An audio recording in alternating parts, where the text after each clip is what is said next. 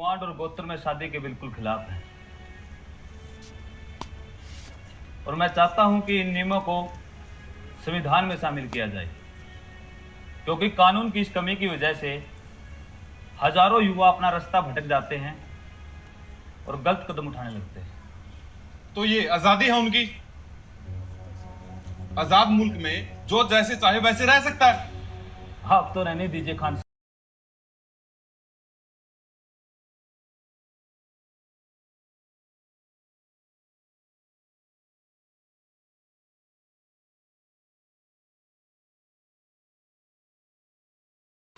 एक गोत्र विवाह, जब एक लड़की और लड़का एक ही गोत्र के होते हैं और उसी गोत्र में वो शादी कर लेते हैं तो उसे एक गोत्र विवाह कह देते हैं। इसका समाज पर कितना असर पड़ता है। जब लड़की और लड़का जिद करते हैं कि हमें इसी से शादी करनी है तो समाज पर इसका कितना गहरा असर पड़ता है और उन माँ बाप पर कितना असर पड़ता है, ये इस फिल्म में दर्शाया गया है। और साथ के साथ इस फिल्म में खापे क्या निर्णय लेती हैं वो भी इस फिल्म में दिखाया गया है। ये फिल्म है सेफ हाउस 2। जी हाँ, इस सेफ हाउस 2 फिल्म लॉन्च होने के साथ ही धमाल करती हुई नज़र आ रही है। इस फिल्म का प्रीमियम जो है वो सन सिटी में दिखाया गया। इसमें धमाल करने का कारण यही है कि हर कोई जानना चाहता है कि इस फिल्म में क्या होगा, क्या आगे दंगे फसाद होंगे, क्या झगड़ा होगा, या पंचायतें खाप इसमें क्या निर्णय लेगी, कानून इसमें क्या निर्णय लेगा, ये इसमें देखने वाली बात है।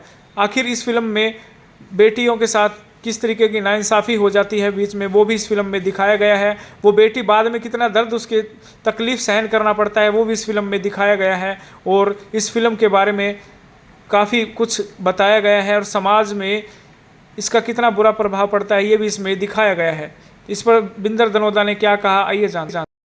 बिंदर दनोदा की इस फिल्म में खापों ने क्या कहा और खापों का क्या कहना है, आइए वो भी सुनाते हैं। ये जो आज का जो इशार में जो ये दिखा गया, जो खाप प्रतिनिधि व मोजीज आदमी आए हैं 30-35 साल से, तो एक गांव में, एक गोत्र में, एक गांव लगते गांव में शादी के मुद्दे खाप पंचायतें उत्तरी भारत की, ये पश्चिमी उत्तर प्रदेश है, हरियाणा है, राजस्थान है, इस ये मुद्दा बिल्कुल प्रधानमंत्री को भी पत्र भेज सके हैं, मिल भी चुके हैं मुख्यमंत्री को भी और सभी मुख्यमंत्रियों को, लेकिन सरकार इसके बारे में एक गाँव में एक गोत्र पर लगते गांव में शादी पर रोक नहीं लगा रही। इसके लिए हमने समाज जो बड़ी बड़ी खाप पंचायतें हुई, सारे हरियाणा की खाप पंचायतों ने भी अल्टीमेटम भी दिए और जंतर मंत्र पर भी हमने इस बात का, लेकिन सरकार भी इस तरह अगर माँ बाप की सहमति से अगर कोई सी बात हो जाती है तो उसमें हमारा समाज जो बिगड़ने लग रहा है।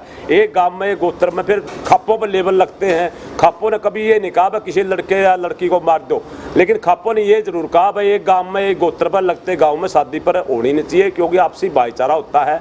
और एक गोत्र में तो आप ये भी समझते हैं जो अगर फसल भी एक फसल बो गई किले में, वह फसल भी कमज़ोर होगी। ब्लड रिलेशन होता है एक गोत्र का, तो उसमें संतान भी कमज़ोर पैदा होगी। जो इन्होंने ये फिल्म और जो ये आज की जो मुहिम चलाई है, इससे खाप प्रतिनिधि उत्तरी भारत के सारे और हरियाणा के सारे इस बात से सहमत हैं, बारे भी, तपे भी, खाप भी, भाई ये जो सिस्टम है इसका सरकार इसमें कोई न कोई बदलाव ले आकर, इसमें जो हिंदू मैरिज एक्ट है इसमें कोई बदलाव करे, क्योंकि ये उत्तरी भारत का मामला, दक्षिणी भारत का तो इसमें कोई मैटर है नहीं। तो इसमें मुख्यमंत्री भी कोई भी पावर होती है, जैसे हरियाणा में वो उसमें लोग विधानसभा में कर सकते हैं और प्रधानमंत्री भी सारे प्रतिनिधियों को बुलाकर इसमें कोई ऐसा सिस्टम कर सकते हैं। जैसे ये कहता है चाचा भतीजे की लड़की है, तो गाँवों में इतने ज़्यादा केस हो रहे हैं, सगी चाचा भतीजे की लड़की जो इस तरह का भाईचारा बसना गंदा हो गया। तो मर्डर होते हैं, लड़ाई होती है, एक गाँव में अगर एक गोत में जाओगे तो दूसरे गाँव में आपस में लठ बाज जाएगा, एक गाँव में होगा तो आपस में बगड़ा लठ बाज जाएगा।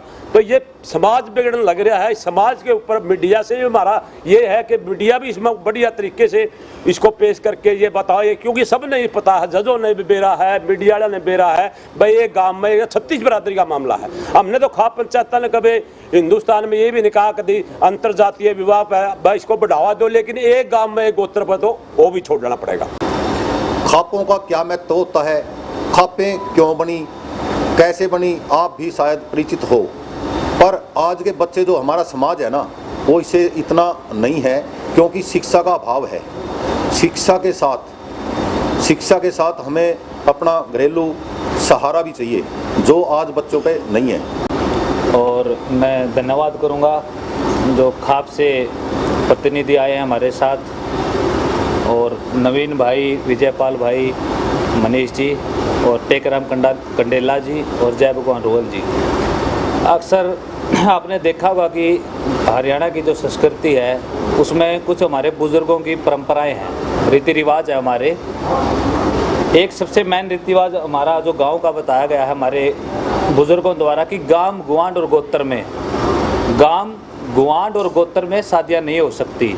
आजकल हमने देखा है, ऐसी शुरुआत हो गई कि गांव में से लड़के लड़की भाग जाते हैं। वो थोड़े दिन की चकाचौंध होती है, आपको पता है, आकर्षण होता है वो उस यंग एज में, तो उसको ज़्यादा परंपराओं का रीति रिवाजों का पता नहीं होता है। तो बीइंग ए आर्टिस्ट, कलाकार होने के नाते मैंने और चहल साहब ने सेफ हाउस 1 का निर्माण किया था, जिसका रिस्पांस बहुत गजब आया था। तो और उसी कड़ी में ये सेफ हाउस 2 हमने निकाली है। तो इसका मेन मुद्दा ये है जी, गांव में जो रीति रिवाज और संस्कार वो धीरे धीरे समाप्त होते जा रहे हैं। खासकर 1-2 गांव में तो ये कहानी भी सुनने को मिली है कि असली चाचा के और ताऊ के लड़के लड़की भाग गए हैं। काफ़ी सुनाई दी है ऐसी कहानियाँ भी। तो जब समाज का स्तर इतना गिर गया है तो कहीं ना कहीं समाज के हर धड़े को, चाहे वो खाप है, चाहे कलाकार है, चाहे पॉलिटिशियन है, चाहे कोई भी हो, मेरा मानना है कि हमको एक साथ मिलकर इस समाज के गिरते हुए स्तर पर काम करना होगा। नहीं तो ये आगे पाश्चात्य सभ्यता से भी ज़्यादा हमारे हरियाणा में ये कल्चर फैल जाएगी, जिसका फिर कोई रोकथाम नहीं है।